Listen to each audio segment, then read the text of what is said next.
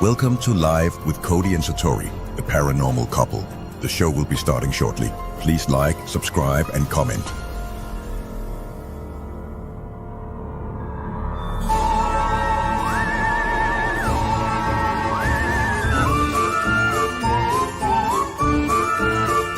Now please welcome the paranormal couple, Cody and Satori.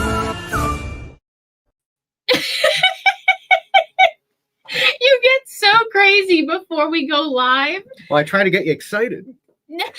Okay, but this is not going to get me excited for the show. Ah. I don't even know what's coming anymore. It scares me when it happens. Hi, everybody. Let us know where you're watching from. I actually got my post up this time. Can you believe that? Saying that we're going live like a minute before the show. You didn't have any social media difficulties? Not tonight. Not tonight. So I'm actually very proud about it. Hello, everybody. I'm glad we could actually go live tonight, considering the week we've had. Oh, it's been fun. You didn't have fun? It's been interesting. I think there were some things about the past week that have been extremely fun. I think everything was absolutely fantastic. There were times where I would think that you were thinking different of the trip. Does that make sense? Hi, everybody.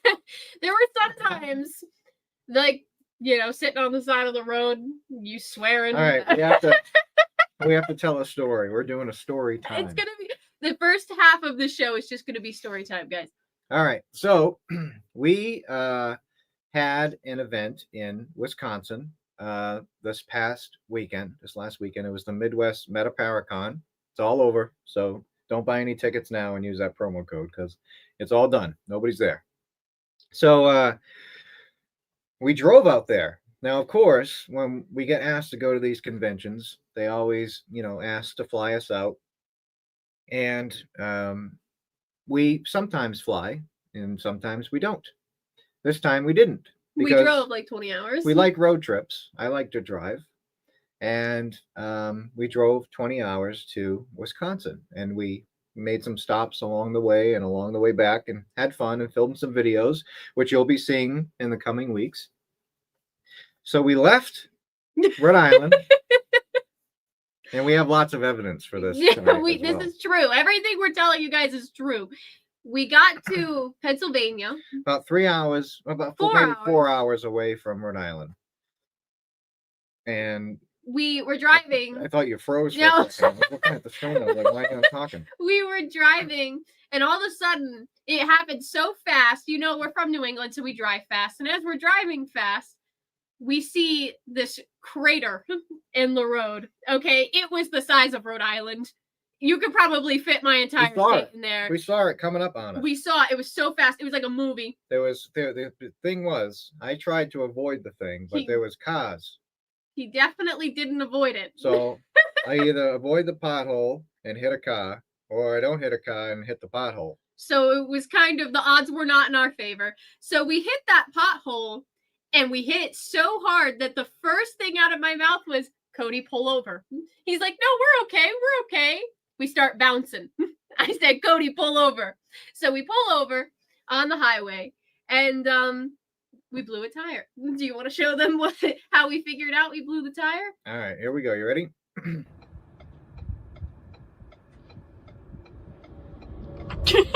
no.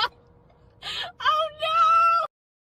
That is exactly how it happened. Not a good face. If you are on Patreon, you definitely saw that like as it happened. We updated you guys pretty fast. So we had to sit there and wait for an hour to get a tow, and this very nice lady showed up. There's hope! Cody, there's hope! We're being saved! So we finally got saved. She was awesome. We got a new tire. Legendary potholes. We thought we had bad potholes at home. Apparently you guys, you don't have as many, but when you do, they're huge. So we got a new tire. We get back on the road a couple hours later and we get to the convention and the week's okay, right? The week was great. Yeah, let's show you some pictures. So we stopped Well, we don't have pictures of the way up. So we stopped in Wisconsin Dells and we filmed a video there, which we're going to be posting in the coming weeks. We tried cheese curds for the first time. We did try some cheese curds. That was good. And we tried Culver's. People wanted us to try Culver's, like a little fast food joint up there. And that was good. We did the event. That went great. We did what we could do in the short time that we were out there. Yeah, that went great. And then we started coming home and we met up in Chicago with our friend Lorelei and her partner Jeff. And here's a picture of me and Lorelei there, and a group picture of all of us. We checked out some really cool spots, so definitely have to check out both of our channels. Their group is called Boo Cruisers, like Boo, B-O-O Cruisers. They ride motorcycles, so it's really cool. And we had a great time visiting some really cool places. And then one of the places we visited, by the way, was... Speaking of that... There they are, right there. Definitely subscribe to them as well. They're just starting their channel, so definitely check them out. And we went, one of the places we went to is Bachelor's Grove Cemetery. I'm not going to give too much away on what happened there because we got an awesome video. But one of the probably the most famous ghost photos in the United States was taken in the cemetery. And no matter if it's real or not, it's really well known. And the individuals that we talked to, they know the people that took the picture and they say they're legit. So this is the picture. If you're into the paranormal, you've probably seen it before. That one's kind of blurry, but so Satori recreated the picture there. Really, really neat and really active place. And then the next day after that, we stopped off in Ohio and we saw, so Parapsychon's coming up. And that's one of the events we're doing next month. There's the poster for it. That's a fun one. Really there's investigations. There's an escape room type thing. We got to see I thought this we didn't get to see it, but we got to look at the door. Yeah, I thought this was like an escape room that, you know, some people make escape rooms at events. This is like a whole business that's going on. Like they theme them all out and stuff, and it's going to be fun. So I guess there's a contest where if you win, you go on a team, and Satori, myself, and John Zaffis is a team, and then I think Brian and Dustin Cano is a team, and there's another team as well.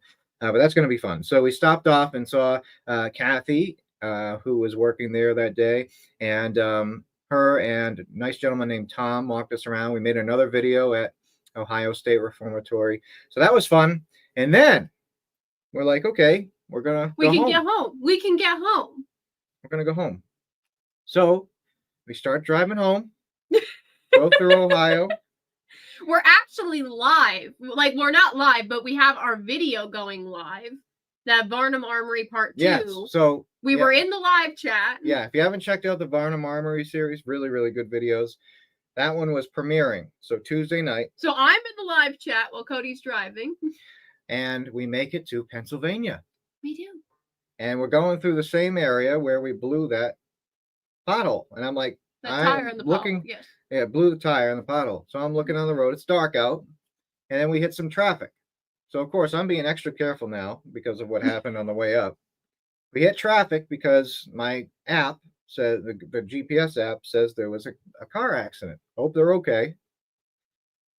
So we're waiting in the car line. Cars are stopped.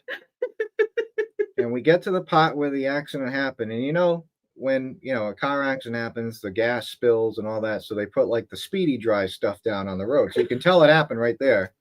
So I was like, oh, good. It's going to start opening up. So we start going even further. And all of a sudden we hear this ba-thump, ba-thump, ba-thump. I'm like, what the heck is that? So I'm like, that don't sound good. Cody's like, you hear that? You hear that? And all of a sudden the car starts going like this again. So we pull over on the first exit ramp. We're in the middle of nowhere, Pennsylvania. That's not the town name, but it seemed like it. And I get out of the car and look at the other tire now, opposite side. First time was the front passenger. Now, the front driver's side. And I go down and look. And they must have not have swept up that accident site good enough.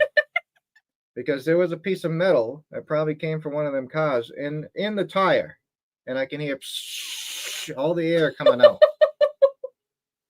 So we're on an exit ramp At 9 o'clock at night. Pitch black dark outside except for the cars on the highway. We're sitting on the exit ramp and Cody's like, oh my God, we're gonna have to get another tow. So we got another tow. Now none of the tire places are open. There's tire places around, but none of them are open.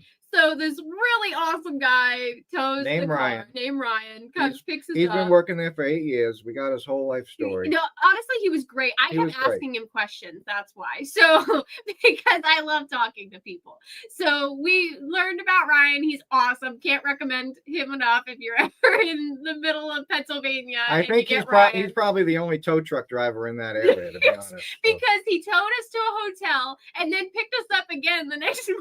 Because nothing was open, so we had to get a hotel, and then we had to call again in the morning to get the car to the tire place. Who was there? Ryan. He came picked us up. So he's awesome. I think there's a photo of your face too. Oh yeah, this is the second time. Yeah, that's Ryan coming to pick us up, and that's me talking to Aaron. Looking I'm like, happy. Aaron, you're not gonna believe what just happened right now. See, I'm smiling. I look happy. You're trying so hard to look happy. So, I'm like, okay, great. Because when Ryan dropped us off the night before, he says, oh, yeah, there's tire places around. He gave us a few names, and I was like, oh, good. Only 4 miles away. So, before I called Ryan to come pick us up, I didn't know he was going to come. Before I called the tow truck, I says, you know what? We're in the middle of nowhere. I'm going to call these tire places first and make sure they have a tire. So I called the first one he recommended. And they just laughed. They laughed. I said, no, we don't have that. It's a popular tire. We don't have any of them. Did they say it was popular? I thought it was that they just didn't have them. Yeah, they said they didn't have them. They said they're popular tires, so they don't have it. So anyway, so I was like, okay, thank you. And I called the next guy. No, we don't have any of them. We're out. Can't get it till tomorrow. So I was like, okay. So then we call the next person. And at this point, we're like, please, if you have a barn and you have a tire in that barn, we will take it. If it fits, we will take it. If I don't care what it is, tire swing, cut down that tire swing, we will take it. Like anything we could get. And we finally found one, like after 6 phone calls later. And then we got home. So it's okay. We made it home. A lot of money later. And we made it back to Rhode Island, and the car has 2 new wheels on it. We almost got all 4. If we would have kept driving, we probably would have got all 4 done. So I feel like this is the start of like a commercial where it's like 1 cent a day will help support our tire fund. It was so bad. It was so bad. I think, honestly, I feel like it was pretty strategic. It was pretty strategic. Sorry, Pennsylvania. Seemed pretty strategic. But that was our week. So we have to drive back to Ohio next month for Parapsychon, which we're very excited about. I know Aaron or Ken put the link in the description there in the comments to where to get tickets for that. That's a really fun event. We're excited. And I really think, so we brought haunted objects to Wisconsin. We did a haunted object presentation, and we usually talk about like 7 or 8 objects in this presentation, and we brought like 5, and we didn't bring Liza. If anyone follows us, we know Liza. We didn't bring Liza because Satori said we don't want her to get damaged or anything because she's made of porcelain, and I was like, no, I think we should bring her because we bring her to everything. And I said, no, let's keep her safe because my gut was telling me to. And then bam, all the car stuff happened. Only time it's ever happened. And one of the only other times I had car issues had to do with Liza. It was when we first got her, and the first road trip with her, stuff happened with the car. And that was before she became friendly with us. Yeah. Before we actually if she doesn't like you, she's gonna make sure you know. I saw a comment, I might have missed it, that said, do you not have a spare tire? No, because the kind of car we were driving was one of those hybrid cars and didn't have room to put a spare tire in that car. because of the way it was built. So no, we did not. It's one of them cars that does the electric and the gas. So where the tire should be is all batteries. So there's no spare tire. The trunk is very small. So Oh, okay. But that was our story. Also, this past weekend it marked 1 year since Handmade by Hawes started, which is amazing, freaking awesome. So thank you all so much for the support. I can't believe that it's been 1 year. We started on Etsy and then we grew. You guys helped us grow to have our own website. Oh, that was very fancy. Thank you for that. If anybody is interested, we are doing a discount code on the website for 10% off. If you put in year in all caps, YEAR in all caps, it'll give you 10% off necklaces, bracelets, and earrings, I believe. So the big stuff. So definitely go and check it out if you're interested. We still have some items up, but it's to celebrate 1 year. So year in all caps, YEAR for 10% off. Very cool. Yeah. So that was it. And we had a good time. I mean, we had a great time. Wisconsin's very nice. We hope to go back there again someday. Very cool. One thing that I thought was really neat is they have malls there. Like actual mall, and we thought malls were going out. Like no, if you go to a mall around here, it's dead. Nobody's there. These malls, like brand new. These were malls, and every store, all different store, every level has all brand new stores, and the thing was packed, and that was really cool. I like that. And Wisconsin Dells, all the roadside attractions and things like that. That's my favorite thing. Not Satori's favorite thing. I'm not an attraction kind of gal, but it was my favorite. I'm the type of guy who wants to stop and see the biggest ball of yarn. Yeah, he is. He definitely is. Let's check these starred questions. I see one about books. Purchase your signed book on the website. It was sold out. I was wondering whether it would be available again. It doesn't matter if not, because I'll just buy an unsigned version. They will be. Actually, after this show, we'll put a couple more up. We can do that. Yeah. Okay? We can do that. So right after the show. And here's one from Alexandra. You have haunted objects in your car. Do you ever get activity? No. Oh my God! Oh, who did that? Ken, stop messing with the controls in the background. I see them pointing. I see Aaron pointing to Ken in the background. Don't do that. That scared me. So sometimes activity does happen. I think this time around it could have been because we didn't have a certain object in the car. But we've smelled like smoke in the car before when we've had items that had that kind of claim. We've heard voices sometimes. But when we're traveling, this is why we don't fly with objects. Yeah, we don't get on planes with objects. Because we don't want to make anything happen. Car is one thing. Being in a ginormous metal can in the sky, I don't feel very comfortable about. So, but the cool thing was we brought the fire mask that we have that is one of the big claims is it gives off this smell of like campfire smoke. And right after we were done presenting at this convention, the people, we let them come up and see the objects up close. And all of a sudden, the whole stage area filled with this campfire smoke smell. And I was like, come here, everybody come here and smell this. And everyone got to smell it. So I was like, see, we're not crazy. This stuff really happens. Pretty cool. And when we had the lecture, people got to come up and see the items really up close and get photos of them. So I think it was a really interesting time. And we met so many awesome people. So thank you so much, to everybody that came out and said hi. I think it was a great time. My 11-year-old daughter's reading your book in the living room right now. I finished it in a couple of days and I'm passing it off for the kids to read now. That's awesome. Please let us know your thoughts. Honestly, whatever you think of the books, please let us know. If we can do something better next time, please let us know. It's definitely a work in progress. And if you buy the book on Amazon, once you're done reading it, if you don't mind leaving a review, doesn't have to be a good one. If you like the book, then leave a good review. Don't lie and say it was bad. But if you can leave a review because that helps us out as well. I bought one of your necklaces when you guys were in Wisconsin, still wearing it now. That makes me so happy. I hope you like it. That's awesome. Yeah, we have so many cool pieces coming up for May. So stay tuned for that. But we do have some really cool items still up on the website. Yeah. All right. So speaking of haunted objects, we're going to have to make this one quick. Yeah, we'll figure it out. We'll Okay. figure it out. I'll let you answer. So every episode that we do of this live show, every other Thursday, we always like to showcase an object from our museum. Now, these objects that we show on this live show, we've already showed to our museum members that subscribe to the case file tier, where we send a case file to you every month in the mail. Huge shout out to our Patreons, by the way, Patreon members. We have a bunch of them. So thank you very much. We're very thankful for all of your help. All the donations that we get through Patreon go right back into the museum. And we're so close. We're so close. So all the objects that we show on here, they've already learned about.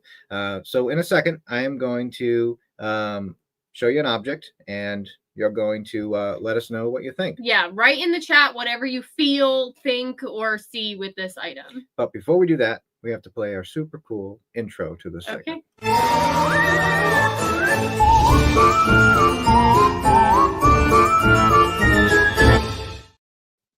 That was cool. That was super cool. Wasn't it? That was All right. pretty cool. So I'm going to flash it up on the screen. You're not going to get possessed or anything like that. Just let us know what you think, even if you're not a medium or a psychic or anything like that. If some sort of feeling or word pops into your head, just leave it in the comments. And the whole point of that is you don't know what anybody else is going to say, right? So all of this is just data that we're collecting here. And maybe your response matches with somebody else's response. And that is a good sign. And maybe both of those responses match up to what the person who donated was feeling. So so please just let us know what you think.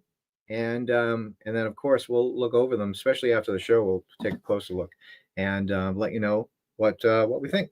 So this case file is called The Smoking Warrior. And case number 040422. And the individual reached out to us through email on April 4th of 2022 at 10:45 a.m. Through our website, paranormalcouple.com. And they said, "Hi, Cody and Satori. I recently came across your museum and wanted to reach out about a statue I've got. I found it listed online for free and chose to pick it up. When I arrived at the spot, the statue was weirdly wrapped in a blanket on the porch. No one answered the door, and when I knocked, and I got the impression that they didn't want to talk about it much. That night, I had a terrifying dream about a massive fire. When I woke up, I immediately smelled smoke and panicked. Thinking something in the house was burning, after checking everything, I realized the scent was strong and coming from the statue. I don't know what to make of it, but I don't want to keep it in my house. Would you be able to take it? Thanks, blank." So, of course, we started our regular interview process, and where we asked them multiple questions to learn more about the case and their situation. And we're going to pick out a couple bullet points to share with you, so you kind of get an idea of what was going on here. All right. Why do you think the object is the cause of the paranormal activity? The night that the client obtained the statue, he had a vivid nightmare about fire. Upon waking up, he immediately smelled smoke. After searching the house, he determined that the scent was emanating from the statue. The smell dissipated after some time, but left the client feeling deeply unsettled. Client believes that the experience is paranormal with no logical explanation. Unexplained illness. The client reports feeling anxious and experiencing headaches when he is near the statue. He describes the sensation as a heavy pressure in his head, quote, that only occurs when he is in close proximity to the item. This again is something that has recently started and had never occurred before in such a frequent amount. Manipulation of objects. No physical movement of the statue has been reported by the client. However, client states that his blanket was mysteriously found on the floor one morning about 10 feet from his bed. This made the client extremely uneasy because he states that he is sure it was on his bed before he had fallen asleep. The client again states that he has no pets that could have done this. Do you want me to keep going? You want to cover this? All right. Desired result outcome. The client wishes to donate the statue to the museum as soon as possible. He feels deeply uncomfortable keeping it in his home. He is unsure if the energy attached to it is negative or believes it should be in a controlled environment. Investigator notes, Satori and I are completely unsure as to why the statue is giving off heat and the smell of smoke. We have asked the client if the statue has been sitting in direct sunlight during the day, and he stated that it is not. Usually, this is a possible reason for phantom smells. When old objects heat up, they sometimes release smells. And we did this whole test with that mask I was just talking to you about, where we raised the temperature and we built like a little box to put it in, and we controlled the humidity and the temperature to see if it was a natural reaction depending on what environment it was in, and we couldn't recreate it with either of these objects. Further observation is needed to determine if any possible activity is intelligent or residual. The client has been advised on how to package and ship the statue safely. Now, it came into the museum. Here's a couple important updates. We always like to update the case files with weird things that happen. Important update, Sunday, April 16th of 2022. The smell of smoke was briefly detected within the quarantine room, though no source was found. No movement or temperature fluctuations recorded, and nothing visible has been detected on the thermal imaging camera. Client follow-up, Saturday, April 30th, 2022, over the phone. The client reports feeling, quote, more at ease since removing the statue from his home. There have been no further occurrences of phantom smoke or fire related dreams. The client expresses relief and gratitude, stating, quote, I don't know what was attached to that thing, but I am glad it's not here anymore. And that was it. I know a couple people in the chat are questioning or debating whether this is Aztec or Mayan depiction. So what's really interesting is the fact that this statue does come from Mexico. So that could be either or. I will say Aztecs were more central to Mexico, while Mayans were a bit south. They did also reside in Mexico while also going more to the more South America regions. I will say also Aztecs, their art is a little bit like Aztec art is a little more, I guess I would say detailed, like more, I guess, extremist in their detail. So it can be debated either way. We are still trying to figure out exactly, but I would go with Aztec, but it could be either or.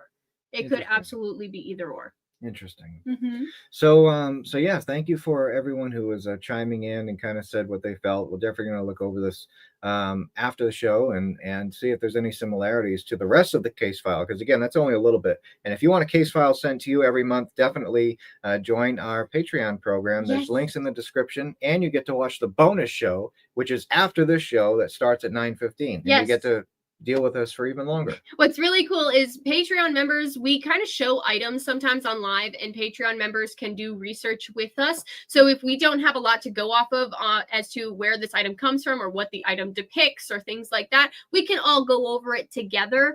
So when I say we're still waiting on information, we're all still researching together. So it's still a really fun group to be a part of. I will say this Patreon bonus show, if any of the patrons are watching and you have any photos of paranormal evidence or any really interesting paranormal activity you want to send us in an email, and we will go over it and react to it all together, like famous ghost photos you've taken, things like that. And if anybody wants to send us anything, just go to our website, paranormalcouple.com, and there's a contact page, and you can attach images and videos and all different things there. So definitely check that out. So we have a couple of questions. That is interesting. We have a couple questions from the chat. Our good friend Wade.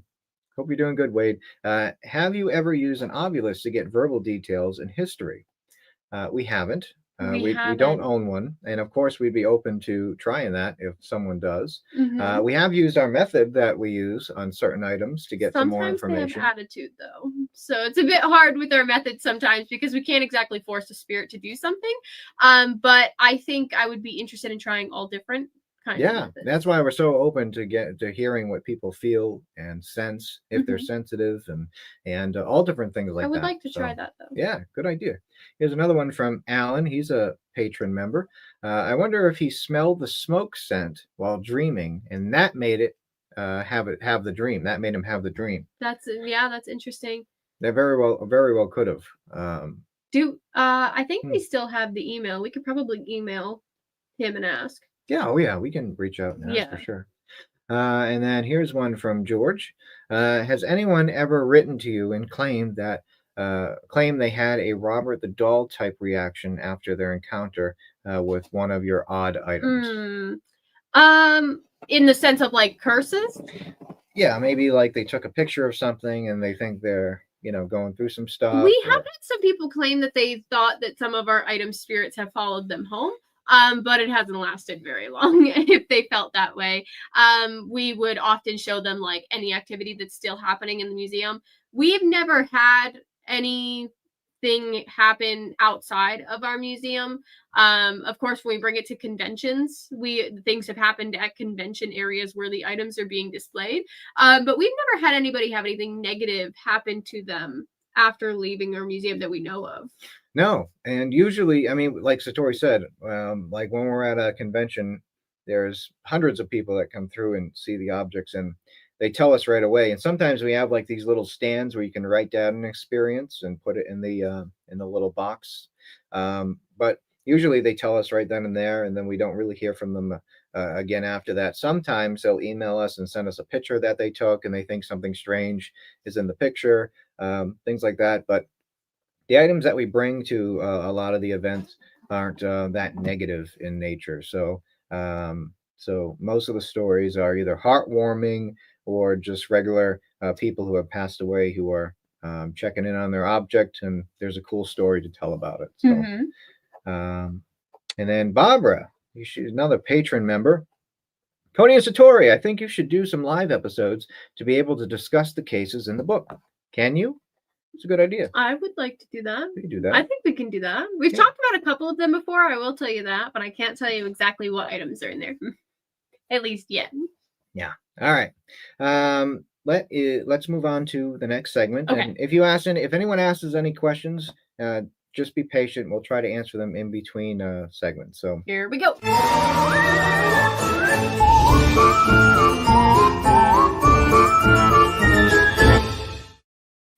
Okay, is this the one where we ask each other questions? Yes. Okay, I forget after a while. So if you don't know this segment, we're so sorry. What this segment is we either write questions for each other or we find questions online that we save, and then we ask each other these questions on live, and you get our stupid responses in real time. So you get to see exactly how we would answer it on the spot. So who's going first? You, ladies first. Okay. I have a bunch of people reaching out about this object that we just showed. Okay, it could either be Mayan or Aztec. I'm just saying, from my knowledge of where these civilizations were, but it could absolutely be either. It could absolutely be either. I could be completely wrong about that. I will say my study of art is more European and I guess mostly European, also like Greek, that kind of area, Italian, then you go up to like Northern Europe. Like that's kind of what I know of most, but that's just what I'm guessing. Okay. All right, my question first is, what was the experience or moment that first made you believe in the paranormal? Was it the time you died, or was it something else that made you go like, I know you also talk about the things around your bed. Was that the first one? There was another strange thing that happened. Anyone who's local to Rhode Island, New England, Massachusetts, there used to be this really cool store in Rhode Island called Morris Novelty. It was a novelty shop, like an old school novelty shop that sold Halloween masks and different party supplies. And it was in like this old factory building in Pawtucket. I think it was Pawtucket. And the place burned down like 3 times, and the guy kept rebuilding it. And finally it burned to the ground and it never reopened again. But every year on Halloween time, he used to turn the second floor of this factory into one of those fake haunted houses like we filmed at. And I remember we became friends with the guy, my family's, and I had to be like maybe 6 or 7. And because I remember being very small and holding either my mom or dad's hand, and my hand was up like this. So my arm was up like this. So I remember being very small. And since we were friends with the guy, he was walking us around up there. Before it wasn't open. It was just I remember it being very dark, and we're walking down this hallway, and I remember seeing what looked like an invisible, like white hand, like Casper, like white hand, human hand. And as I'm walking, come right out in front of me through this, like it was like black plywood painted black, this wall. And I remember the hand coming through the wall and just going like this in front of my face. and going back in the wall. And I was like, what the heck was that? Like, and that was like, that's what I remember in my head. Like, oh my God, what was that? Okay. I didn't say, and So then you had quite a few things when you were young then. yeah, but that one didn't that one got me like interested as to what was that, you know what I mean? Because it went through the wall. Mm-hmm. And then the big experience was the one I had in the house I grew up in, and that really got me hooked on. All right, what's your question? Oh, all right, let's see. What's your opinion or intention on intention when related to the paranormal? Do you think we attract what we believe? Yeah, we've talked about that. I believe that. I believe if you act like you already have it, you can manifest it. That's what I think. So I do too. But I sometimes think some things take a little bit more manifesting than others, because trust me, I've been manifesting a museum for a while now. I'm happy where we are, but I'm manifesting a location. I'm hoping it happens. But I think it's possible. I don't think it's like a coincidence when people want things to happen and then it just like happens. Yeah. Like I feel like manifesting definitely exists. Okay. Do you How would you describe a ghost? Like, if you could see a spirit, if you could see spirits, how would you describe them? Would they look just like us? Would they look different? I think of spirits as energy. So, and you guys can answer in the comments. Maybe like the silhouette. This is the way I see it in my head, like the silhouette of a person, right? That is like very bright, and maybe has like aura colors circling the edges, glowing. Like whatever your aura is, that's the glow. Oh, of the that's spirit. pretty cool. I like that. That's pretty cool. But it's energy. I mean, we're just a vessel, right? Yes. Nigel and Deb said some things need more manifesting than others needs to be on a shirt. I agree. Okay, do you have a question for me? All right. Here's a funny one. What's your opinion on the squonk? Do you think it's legitimate? Do you think it's real? We always talk about the squonk.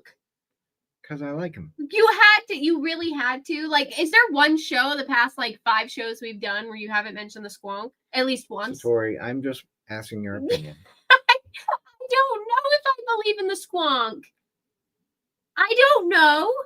That's a very sad thought, to think of this weeping pig anteater looking dog-like creature. Like, that's just so sad. He's a good dude. I don't know. Maybe.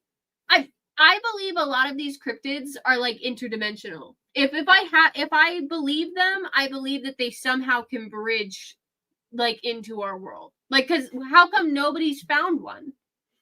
Like, how come nobody's caught one? Maybe so they have. Obviously they haven't caught Bigfoot either. That's what I'm saying. So, like, if they are real, they would have to like be somewhere instead of here all the time, because or else we would have caught one by now. They're in Pennsylvania. Maybe they're responsible for the pile. Oh my God, we just solved that. We just solved it. I don't know if I'm a fan of him anymore. If that's the case, I think it's possible. He owes me money. Oh, money. That was so Massachusetts of you. Okay. So you've been somewhere. Have you ever, let's start this off. It's a multi-part question. Oh boy. Have you ever been somewhere that just felt wrong or off without like knowing why? Yeah. Okay. So from that, do you think that feeling something like that is just somehow a physical response, or do you think it's like a spiritual thing? When you just get that gut feeling, do you just think that's your body's response going like, oh, maybe, or do you think it's actually both. like soul related? I think it's both. Okay. I think it's both, because I think our intuition also can sense things. Because like when people, it's happened to me plenty of times, when you know the phone's about to ring and then it rings. I don't think that's a spirit telling you the phone's going to ring. And a lot of times it's nothing important. So do you think everyone's a little bit of a psychic then? I think all of us have something, but each of us are closed off to a different level. Like so it's the way you were brought up. I think that kind of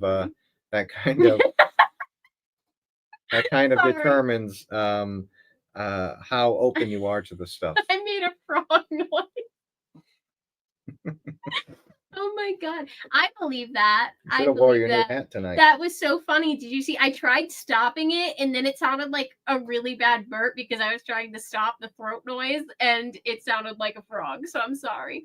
No, yeah, I believe that's possible. Yeah, but I feel like. But I think sometimes you can also pick up on spiritual, and like I think it's a different feeling though, because if you do this enough, you can know when a house is active, a location is active. You can just Stop kind of feel laughing at that. me in the chat. You can kind of feel that energy when you walk in. That something strange is going on here. Yeah, that's how I feel. I'm Yeah. I'm trying so hard not to laugh at the fact that I just like made like this frog throat burp noise. That was so funny. Okay, do you have a question for me? Whoa! Yeah. I thought you just made the show turn off. Stop touching things. You're distracting me. All right. Sorry. Ken's making me laugh as well. What is but Ken that's it. doing? All right. So, do you think modern ghost hunting equipment helps or hurts an investigation? Okay. I think paranormal equipment nowadays, or at least a good portion of it, is just designed for the purpose of like entertainment. Like, I don't believe certain pieces of equipment work. And that's just my opinion. Okay, don't come for me. But with that, I also think that the introduction of so much equipment is keeping people from paying attention to their senses and like what they feel and experience. Does that make sense? Yeah. So Yes. we're giving up on what we feel naturally to focus on readings, when in reality, maybe that equipment doesn't even help find paranormal activity in the first place. Yes, I think you shouldn't pay attention to your equipment while you're investigating. Mm-hmm. Like you shouldn't, if you have like a millimeter, so you shouldn't be looking at it the whole time. I think the best type of equipment is stuff that you just set down on the ground, like REM pods, and especially stuff that records, like the EDI meter, which I know they're very hard to come by now. But the ones that the EDI Plus that records its data, because you just set it there and forget it. Remember that cooker? What cooker was that? Set it and forget it. It used to be an infomercial. I don't know. Easy bake oven? I don't know. What are you talking about? It was the set it and forget it. It was an oven they used to sell. That was so at random. Like 1 a.m. on QVC or something. Okay, I don't know. The equipment that you can set it and forget it, and then do your investigating and use your senses while you're walking around. And since we're sharing opinions, and I don't really care what the internet thinks about me anymore, I'm also going to throw this out there. I think the rise of equipment, not to like obviously not bashing any equipment companies, it's not them, I think has also aided in a toxic mindset where people just instantly think that the spiritual side of things is BS, and it's not. And I will say that, and I will preach that, and I will die on that hill, because the spiritual side of things, what you feel and what you experience, is extremely important. And anybody that's telling you that that's all BS and you need to pay attention to only equipment data is just as wrong as if somebody from the spiritual side said all equipment is bad. Like, you know what I'm saying? I think it can get toxic on both ends. Yeah. And I don't know. I'm just preaching. Well, I know, like when RISEUP used to run a bunch of public investigations and stuff. And sometimes, people would come in with like all these rigs with like a K2, a REM pod, a recorder, all lined up on these things that they build, and just walk around and stare at it the whole time. Mm-hmm. And can you say, a spirit could be doing jumping jacks in front of you, and you wouldn't see it because you're looking down the whole time at the at the equipment. So and I don't know, I take it from one of two people that have been called frauds on the internet for doing something that's different, that's more spiritual and feeling related. I think both sides can be incredibly toxic, and just not listening to the other side. I think they both play a very important role, and if you only focus on one side, you're losing out. Yeah. That's just me. Okay. So nice. I don't know. All right, my question for you. Do we have time? Yeah, do one more. Okay. Do you think that certain ancient civilizations, because I knew we were talking about this item, do you think certain ancient civilizations had more of an answer, like a closer answer or connection to the truth about what's on the other side than we do now? Like, do you think that maybe it was lost over time? You know what I'm getting Yeah. at? Yeah. No, yeah, I do. I think they're very spiritual individuals for sure. Egyptians, the era of the Egyptians and that time frame, I believe they were very advanced in a different sense than we are. We are very technology advanced, right? But what if they were technologically advanced and it was just lost? I think they were advanced. They went down a different path than we did. We went down the tech path. They went down a different path. And I think there was some sort of reset along the way. And maybe that path was more spiritual. I don't know. Or maybe it was aliens. I feel like Giorgio here. No, it was aliens. I think these civilizations were incredibly smart because you look at like pyramids and how perfect they're built. It's like, okay, you needed to have some sort of great knowledge or tools or mindset to be able to build these things. And I personally believe I think a lot of it was people with some really cool knowledge and abilities that might have been lost over time. Or aliens. It could be debated. But I will say that there is art depicting aliens and there's some other weird beings. things in them hieroglyphs. So I think it's interesting if you look at it like that. I think it could be interpreted that way, absolutely. But I mean, there's even like artwork from like the 1700s and like 15 to 1700s where there's like depictions that kind of look like what people claim to see nowadays. Yeah. So I don't know. It's kind of cool. It's cool if you look at it. But I think ancient civilizations had a lot of knowledge about things we don't have knowledge about. Yeah. No, I think they were very connected to the spiritual world on a much higher level than we are today as a society. All right. I know that was supposed to be the last one, but I have one more for you. I think because we each asked the same amount. Okay. This one I need to know the answer. You ready? What is your favorite or least favorite part about investigating with me? And you have to answer this kind of quick. So my favorite thing about investigating with you is you look at the logical explanations first, and I do like that. And I like how open you are to everything while also looking at everything logical first. Okay. I like that. What I don't like about investigating with you is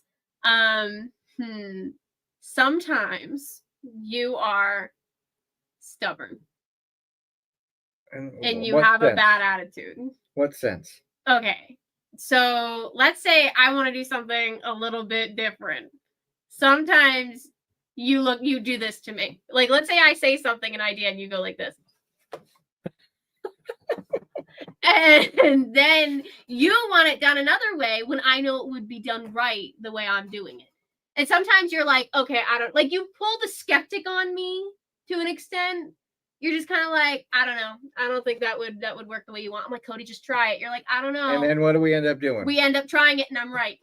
Well, I don't know about that. I think so. But you're stubborn. You're stubborn. We at least try it. And what do I do again with the head there? I don't do that. Yeah, you do. Or sometimes, this is Cody's catchphrase. Oh, Tor. That's your catchphrase. Oh, Tor. That's always what you say to me. You always do, and then I'm right. So Tor is right. Moving on. I couldn't have asked that. Okay. All right. Let's go. Next segment. I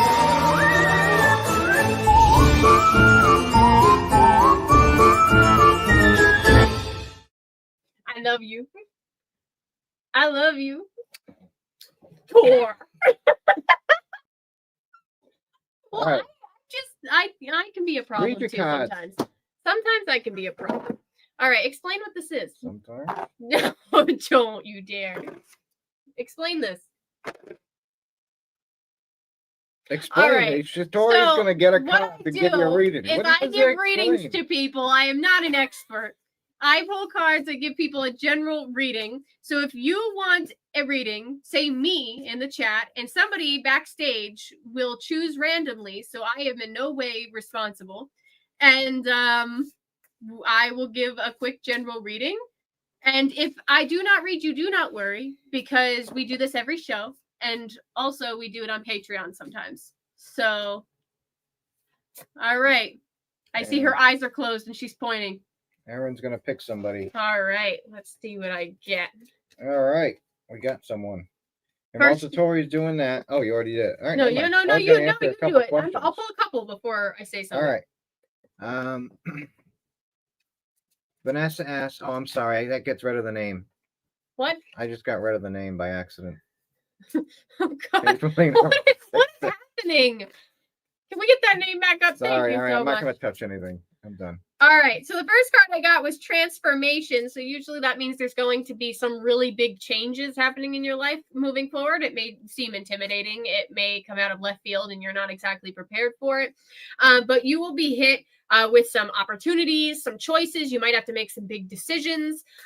Please focus on yourself and focus on doing what's best for you. I see the chat is so funny.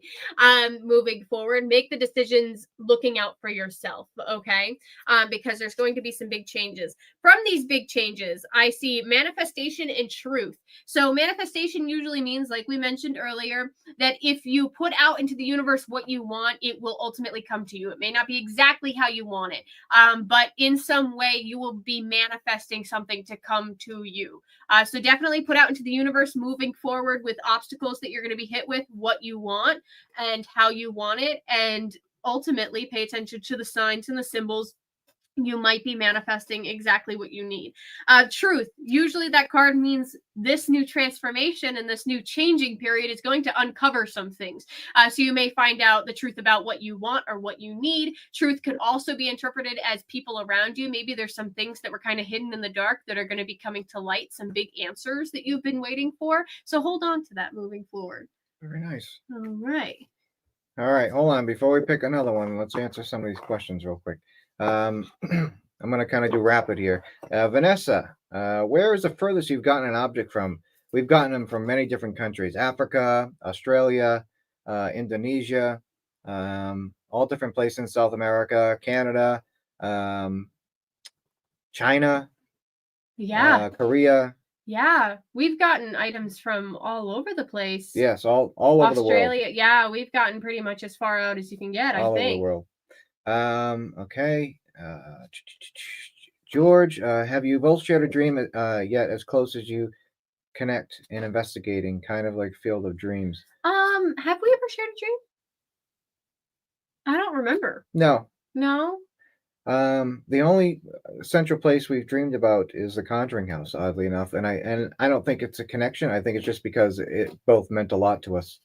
And yeah, I had a dream of seeing a million different items from different time periods all scattered around the house. And I was walking around like looking at all these items from different time periods. She had a dream about the house in the past. I had a dream about the house in the future. Well, the thing about the house in the past is I was seeing items from I was seeing old 1800s items next to like a toy car, this toy car from like the 60s, 70s, 80s. Like it was like that area. And it was so like I was seeing items from all different time periods. It was weird. All right. All right, Aaron, you want to pick another name? I'm taking my hands off the control here. All right, Heather Jones. Okay, so the first card I got was protection. Usually that card means that there's people on the other side or entities on the other side that are letting you know that you are protected. Decisions you are going to make in the future, pay attention to the signs around you because they're going to be sending you signs and symbols letting you know that we're here, we're watching over, we're protecting and guiding you in this new journey. The next card I got was happiness. Usually that means that you're going to have something happen to you moving forward in the future that's going to create great happiness, attract happiness, positivity, something good is in the future. Oh. And let me see if I can pull one more, get a little more information here. Okay, so for some reason, two cards came out at the same time. Dreams and psychic abilities. So now psychic abilities doesn't necessarily mean you're going to be seeing the future or talking to the dead or anything like that. I mean, it could.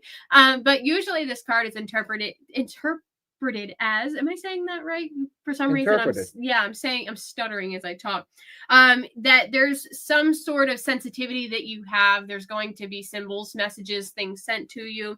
And the dreams is really interesting to me. So pay attention to your dreams moving forward. You might be getting answers to things. If you ask questions and you start seeing symbols or animals or weird things popping in your head while either you're actually dreaming or daydreaming, pay attention to those because it's almost like instant answers. So even if you're just zoning out and you have this weird thought pop in your head, think about it like, okay, what is this telling me? What do I need to do moving forward? It's pushing me in a certain direction. So it's almost like the other side's like, hey, Heather, we're going to be giving you some really important information and answers that's important to what's going to happen moving forward for you. Pay attention. So. Great. All right. Good job. All right, so that's all the time we have readings for this episode. But again, Satori does them sometimes on the bonus show, the Patreon bonus show. So if you want to join that, scrolling along the bottom there, patreon.com/haunted museum. That's more of a one-on-one show where we talk directly to. We have time to talk to directly to everybody. So definitely want to check that out. And oh, God, so creepy. That needs to Black-eyed stop. children. We're gonna take away his control. I think this is subliminal advertising for Ken's show, Extremely Strange. He's probably going to be doing an episode on black-eyed kids if he hasn't already. All right, we're going to go to the last segment. This is my favoritist because it has props. Okay. Which I don't know where the props are. They're right here. All right.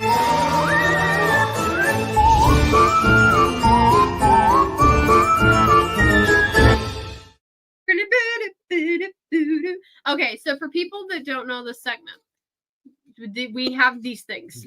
Okay, we have these things. And what we do is we take some of your questions that you have emailed us, as well as some of the prompts we find online, which are kind of funny. And we ask them, and we use these to answer what we think is who is most or least likely to. Does that make sense? I'll figure it out. Yeah, okay. All right, first one. Who's least likely... I think it says, who's least likely to run if they saw a shadow figure? Least likely to run? Yeah. All right. 1, 2, 3. I don't know. I feel like we would both run.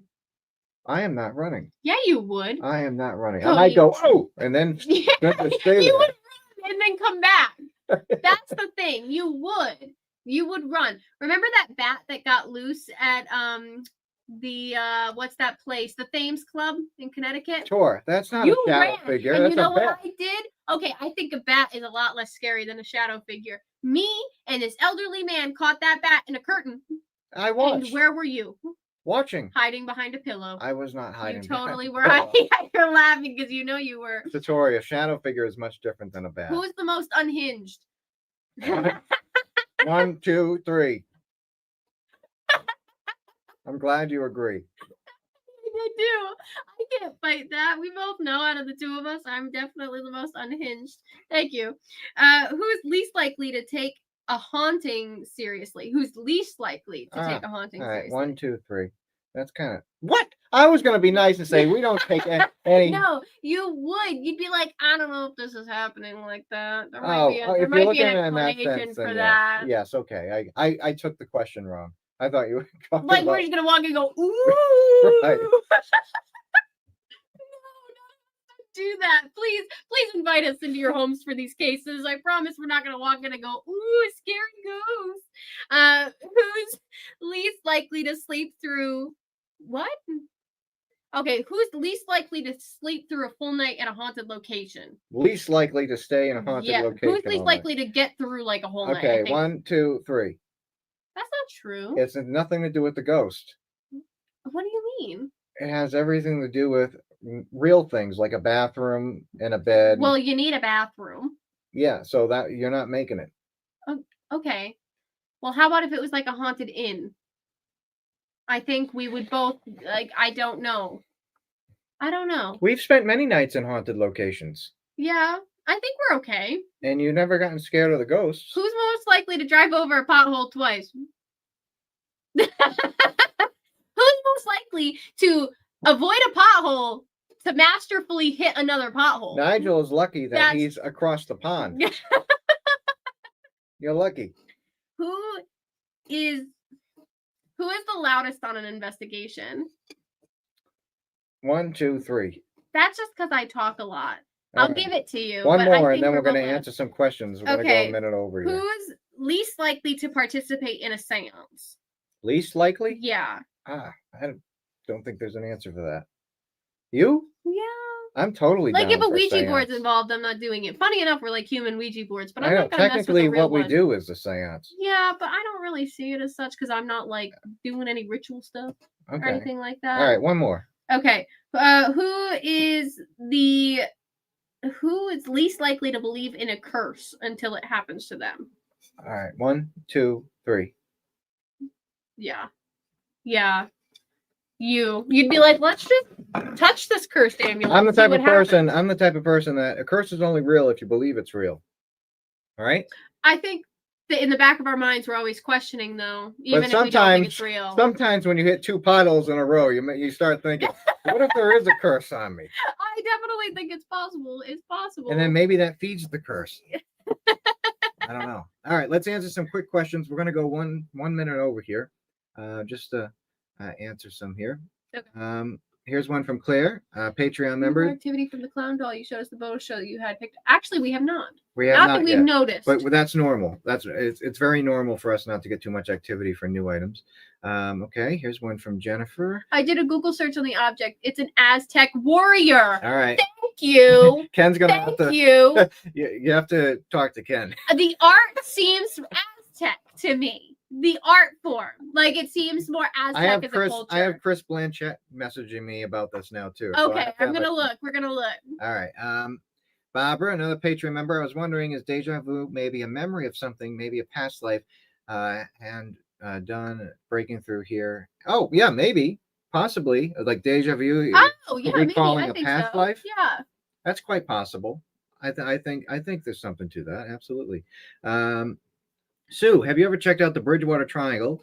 We live right. My family's house is directly in the center of the Bridgewater Triangle, and we have an object from the Bridgewater Triangle. We have the Bridgewater Triangle artifact is what we call it. The case file. It has like bones on it and symbols. It was found on somebody's property who also lives in the Bridgewater Triangle in the woods on their property. They had like dirt bike trails, and this ritualistic thing was sitting there. All right, Bill. What if aliens do not come from space but live deep in the ocean? Absolutely believe possible. That. They're all octopus. That's the aliens. I think it's possible, though. I think that we haven't explored the ocean very much. It's like 80% unexplored or something. I think so, something like that. And last question before we end the show here. Pamela, what is the scariest haunted item you have right now in your museum? We have items from like cults and serial killers. If you're thinking of like scariest as in most like disturbing, we have those. In terms of activity, Liza has scared us quite a bit. Like there have been times where I've said things to Liza and all of a sudden the power goes out. And like now I'm locked in a room with her. Like scary stuff like that where anybody in their right mind would get rid of this item. So I would go with Liza. Yeah, I think absolutely. Liza definitely. There was also cursed items. Other thing that came from Rhode Island, and I asked her to marry me. So that's a good way to end it. So if you want more, you can check out the Patreon bonus show. Go to patreon.com/hauntedmuseum. Bunch of different tiers you can join. You can watch the Patreon bonus show for as little as $3 a month. You can join for 1 month and then cancel. We won't be upset with you. We just won't talk to you anymore. No, that's not true. See, this is the problem. His humor is the problem. It gets us in trouble. Anybody that's on Patreon, we are going over ghost photos on this Patreon and getting your thoughts and your opinions. So stay tuned for that. Also, handmadebyhaws.com. If you put in the discount code YEAR, YEAR, in all caps, you will get 10% off anything that is currently on the website, such as crystals, necklaces, earrings, and things like that. Also, remember to check out Dead Air Full Spectrum on YouTube. That's the other channel that we're broadcasting on as well. A bunch of paranormal content over there. If you're into this type of stuff and want to binge watch a bunch of paranormal things, interviews and different spooky stories. And then Erin, who helps us out behind the scenes, she also has her own show with Carrie, which airs on the opposite Thursday of us. Definitely check them out as well. All right, guys. So we will see you in 2 weeks. 2 weeks. All right. Talk soon. Bye, guys. No, I hit the wrong button. There we go. We're going now. We're going now.